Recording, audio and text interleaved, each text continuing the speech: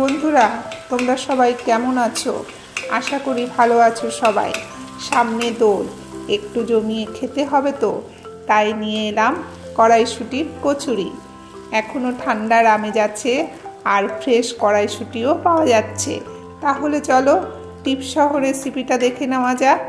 নমস্কার বন্ধুরা, হরে করে কম্বাতে তোমাদের স্বাগত। 1 কিলো কড়াইশুঁটিকে ছাড়িয়ে নিচ্ছে। এবার দেখো কি কি উপকরণ লাগছে। এখানে রয়েছে 1 কিলো ছাড়ানো মটরশুঁটি,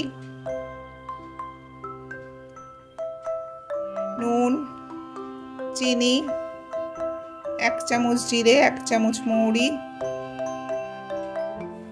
হলুদ, 100 গ্রাম আদা আর 2টো কাঁচা লঙ্কা, রিফাইন্ড অয়েল আর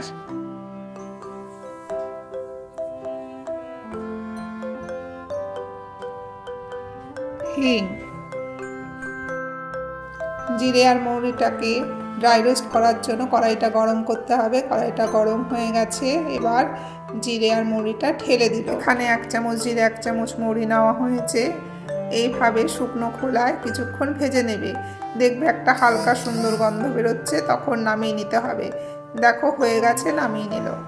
এবার একটা পেস্ট তৈরি করার জন্য মিক্সিতে অর্ধেক কড়াইশুঁটি নেওয়া হচ্ছে। অনেকটা কড়াইশুঁটি তো, তাই অর্ধেক অর্ধেক করে করা হবে। দেওয়া হলো একটা কাঁচা লঙ্কা আর অর্ধেক আদা আর রোস্ট করা অর্ধেক জিরে আর মৌরি। এবার একটু সামান্য জল দিতে হবে, বেশি জল পড়ে গেলে অনেকক্ষণ ধরে টানাতে হবে। তাহলে পেস্ট রেডি। তোমরা যখন পেস্টটা রেডি করবে তখন দেখে নেবে পেস্টটা যেন স্মুথ হয়, তাহলে বেলার সময় পুরটা বেরিয়ে আসবে না। আর এরকম স্মুথ টেক্সচারটাই কিন্তু মেনটেন করবে। কড়াইটা গরম হলে ওর মধ্যে 4 চামচ সাদা তেল দিয়ে দেওয়া হলো। তেলটা গরম হলে ওর মধ্যে 1 চামচ হিং দিয়ে দিতে হবে। তারপরে হিংটা যখন একটু গন্ধ বেরোবে তখন ওর মধ্যে পেস্টটা ঢেলে দেবে। তোমরা কিন্তু আমার ভিডিওগুলো পুরোটা দেখবে। আমি কিন্তু পুরো ভিডিও ধরে নানা খুঁটিনাটি টিপস দিতে থাকি।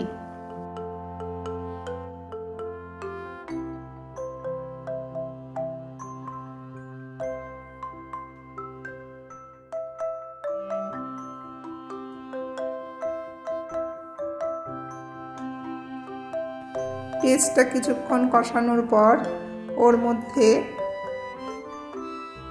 1 চামচ নুন আর 1 চামচ চিনি দিয়ে দিল। অ্যাড হলো সামান্য হলুদ। এবার ভালো করে নেড়েচেড়ে নিতে হবে। জল টানা না পর্যন্ত কষিয়ে যেতে হবে। দেখো কষাতে কষাতে জলটা কিন্তু অনেকটাই টেনে গেছে। দেখো জলটা শুকিয়ে গেছে, এবার পুর রেডি। এইদিকে পুরটা ঠান্ডা হতে থাক। অন্যদিকে ডোটা রেডি করার জন্য 700 গ্রাম ময়দা আর 300 গ্রাম আটা নেওয়া হয়েছে। দেওয়া হলো 1 চামচ নুন আর 1 চামচ চিনি। অ্যাড হলো 5 চামচ তেল। তোমাদের বলে রাখি, এখানে আমি আটা নিয়েছি। তোমরা চাইলে পুরোটাই ময়দা দিয়ে করতে পারো। পুরো ময়দা দিয়ে করলে পরে একটু হালকা শক্ত হয়, আটা দিলে কিন্তু নরম হবে। এবার সমস্ত উপকরণ ময়দার সঙ্গে অনেকক্ষণ ধরে চেপে চেপে মেখে নিতে হবে।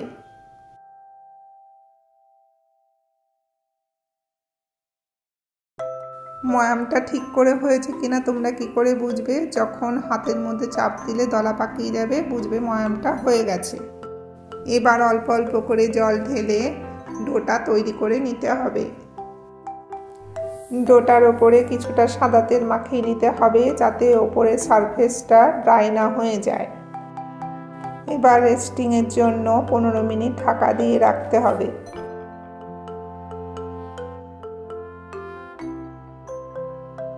দেখো এক এক করে লেচি করে নিচ্ছে। তোমাদের বলে রাখি 1 কিলো ময়দাতে খান 35-এর মতন একটু বড় ধরনের কচুরি হয়েছে।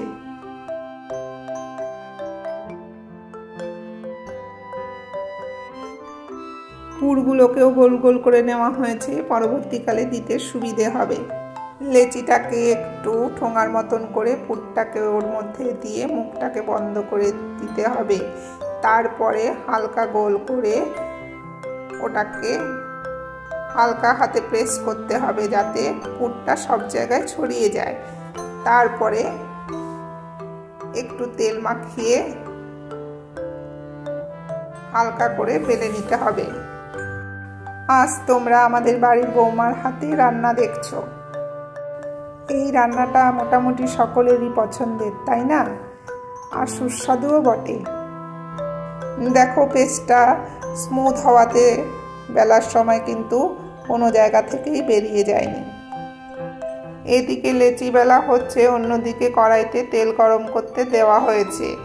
তেলটা গরম হয়েছে কিনা বোঝার জন্য মাখার একটু অংশ তেলের মধ্যে ফেলে দেওয়া হয়েছে। দেখো ফুলে উঠেছে, তার মানে তেলটা গরম হয়ে গেছে। গরম তেলের মধ্যে কচুরিটা ছেড়ে দিল। এবার খুন্তি দিয়ে ওর ওপরে হালকা প্রেস করে গরম তেলটা ওপরের দিকে দিতে হবে। এইভাবে লাল করে ভেজে নিতে হবে।